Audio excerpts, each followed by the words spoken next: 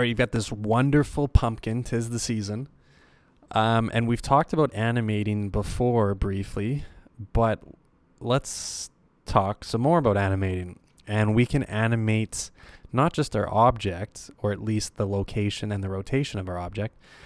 We can pretty much animate anything in Blender, including our camera, which is chilling right here at the moment.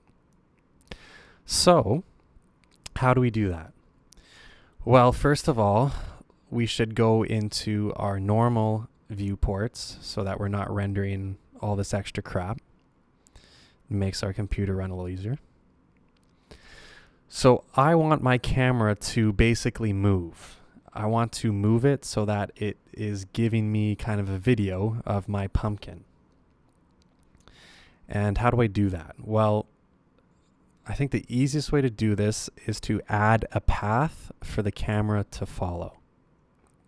Okay, how do we do that? Well, I'm going to Shift A. Make sure you are in object mode. I'm going to Shift A and I'm going to add a curve. And I'm going to add a path. And this is going to put a line under your pumpkin, or maybe your pumpkin has kiltered off the origin, but that's where mine shows up. And I'm going to press G and then Z, and I'm just going to move this path up in the air, just so it's chilling like this.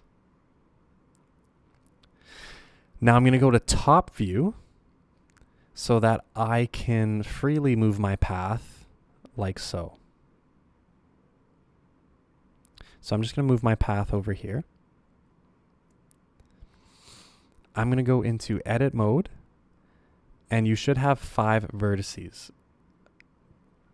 Take this vertice out, so click on it with your vertex mode selected. I guess we don't have that because we only have vertexes. Press X and click the vertice. Choose this vertice, press X to delete the vertice. So now I only have 3 vertices, which is going to make my life a bit easier. What you can do now is you can select the first vertice and you can press Shift S. Hold Shift and press S, and this menu will pop up. Then you can go ahead and select the cursor to selected option. This has moved your 3D cursor to this vertice. And the reason I did that is because now when I go into object mode and I click on my camera, and if you don't have a camera, you might have to add one in here. So add a camera, but my camera's still in here from the start. So I'm going to click on it and I'm going to go Shift S and I'm going to select the top option, selection to cursor. This is going to move my camera to this path that I've created. All right. Now what I can do is I can have my camera selected and I can hold Shift and select my path. So I've got my camera and my path selected. Then I can go Control P and I can set this parent to follow path. This means my camera will follow my path of my curve if I press the play button, my space bar. So now my camera is following this path.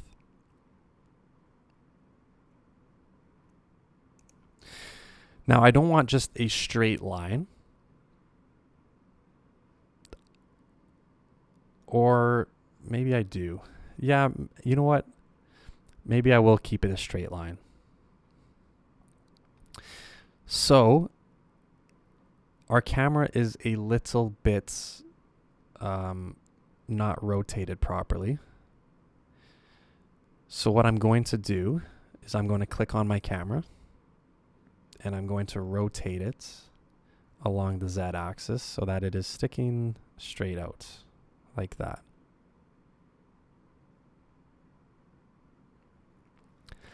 Then what I can do is I can click on my path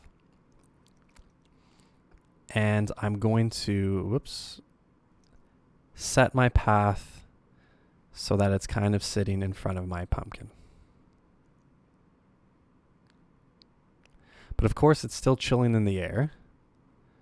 So I'm going to press G to move it, but I'm going to move it on the Z axis. So I'm going to move it down so that it's kind of at a good level. And let's see what my camera looks like. So you can either press 0 on the numpad or you can click this camera button. And this is what your camera's looking at. Now if I press the space bar, my camera is following the path. And I can go back to the start of my timeline, like so. Now if you don't like what you see in your camera, if you don't like how your camera is situated, I'm going to show you a really cool trick. So if you put your mouse right at the top, right here, so that you get these crosshairs, that T, and you click left and you drag, you can bring in a new window. And why would I want to bring in a window? Well, on this new window, I can click the camera button and I can look and see what my camera is seeing.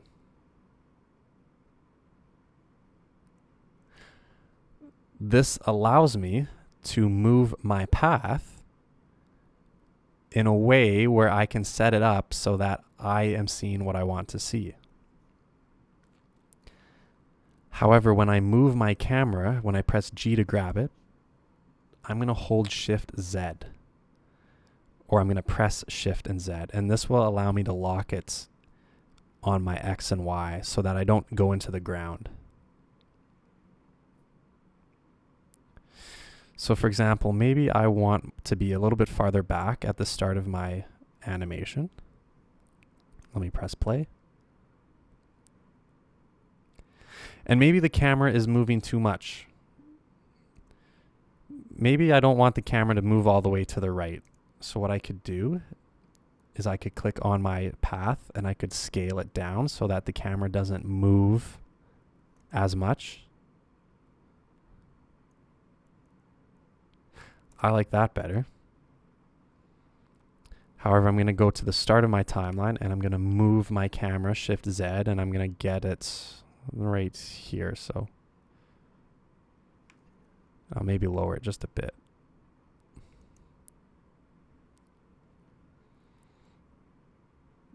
There we go. I like that.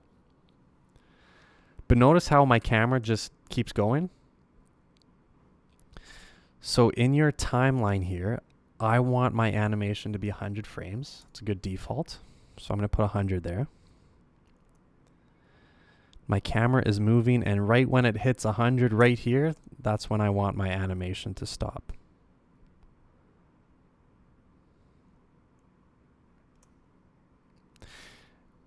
And it actually works out pretty nicely, which is unusual, because what you can also do is you can click on your path, and if you go into your data window here, path animation, and clamp, this will clamp your camera to your path so that it doesn't actually go past the path. So for example, it doesn't matter how long I put my animation, like 250 frames, this time my camera is going to stop. Like so. But I'm going to put it back to 100. And here we go. Now I've got my camera moving. Like a cameraman is actually in the scene with it.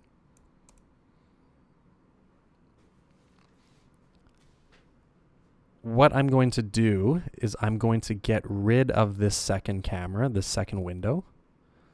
So if you put your mouse in between the two windows so that you get these little arrows, you can right click, join areas, and then you can just click on your main window. And now we're just back to one window.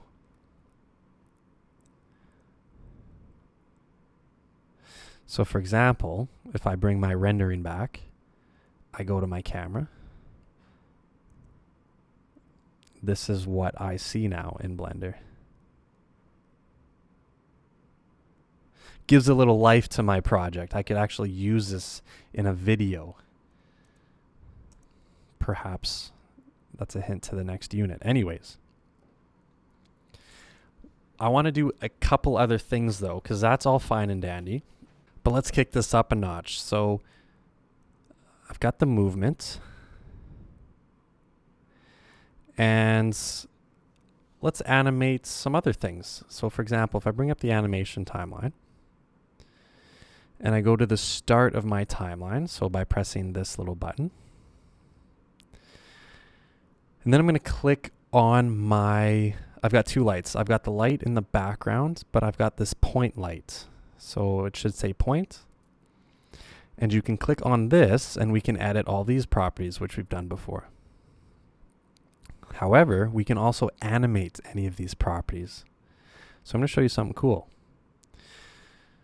So right now, my light has a 400 wattage power. So if I'm at the start of my timeline, I can click that little button to the side, and this will allow me to animate this property. So when I click that, I should see a keyframe added into my timeline. That means at frame 0, the power is 400. But I'm going to go up to frame 25. And at frame 25, if my power is 400, I'm going to cut it in half. I'm going to turn it to 200. I'm going to press enter. And then I'm going to click that button, and this will insert another keyframe. So this means at the start, your power is 400, but if I press play, once we get to frame 25, the power is 200. So look how the light dims as we move from the start to frame 25. So this kind of gives it a glowing effect. So at frame 50, let's go back to 400 watts. Press enter, press the keyframe button. Then at frame 75, let's go back down to 200. Press enter, hit the keyframe button. And finally, at the final frame, frame 100, let's go back to 400. Press enter, press the keyframe. So now you can see my pumpkin is kind of living now. It looks alive. It's glowing. It looks much better.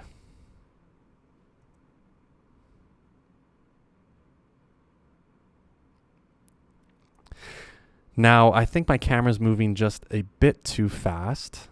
And if you find the same thing, what you can do is you can click on your path, and in your path animation, I can say I want this to take 200 frames.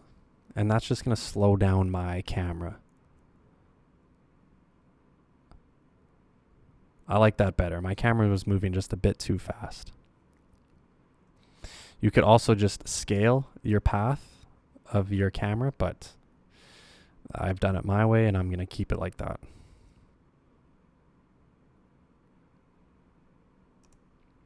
What else can we animate?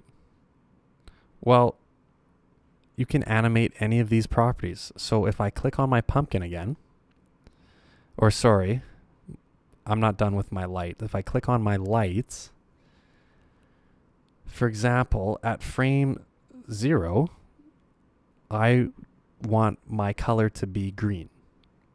So I can hit this little keyframe button. But if I go to the end of my animation, let's say at frame 100, I want my light to be red. Hit the little keyframe button. And now I've got my lights getting brighter and darker, but also changing color. So it gets nice and red at the end. And you know what? Maybe I don't want to wait all the way to the end for that color to change. So if I click on my point lights, actually I may be hooped. I'm actually just going to leave it, I guess. That's fine. So we've got two things being, well, we've got the camera being animated, we've got the light power and the light color being animated. You can see it changing color over here.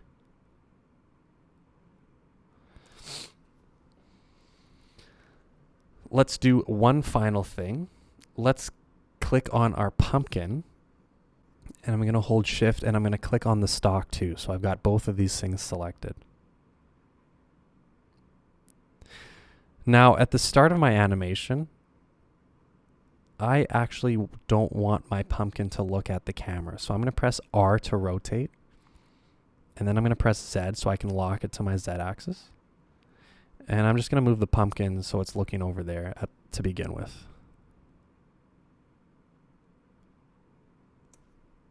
Go to the start. So, just like we did with the curling rock, if I press I can insert a location and rotation keyframe. So at frame 1, this is where I want my pumpkin to be. Let's jump ahead to frame 20. And let's rotate this pumpkin along the Z axis just a bit more to the left. Press I, location and rotation. So now my pumpkin kind of looks to his right at the start of my animation.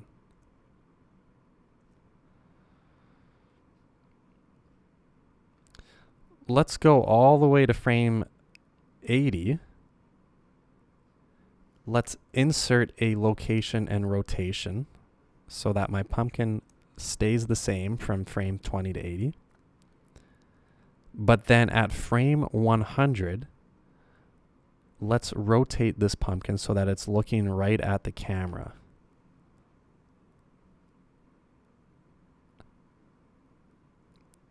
And we can rotate it so it's just perfectly like that. Press I, location and rotation. So how does this look?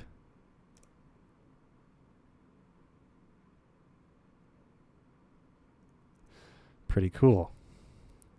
Looks to the right and then kind of looks right at you as he turns red, or whatever color you've chosen.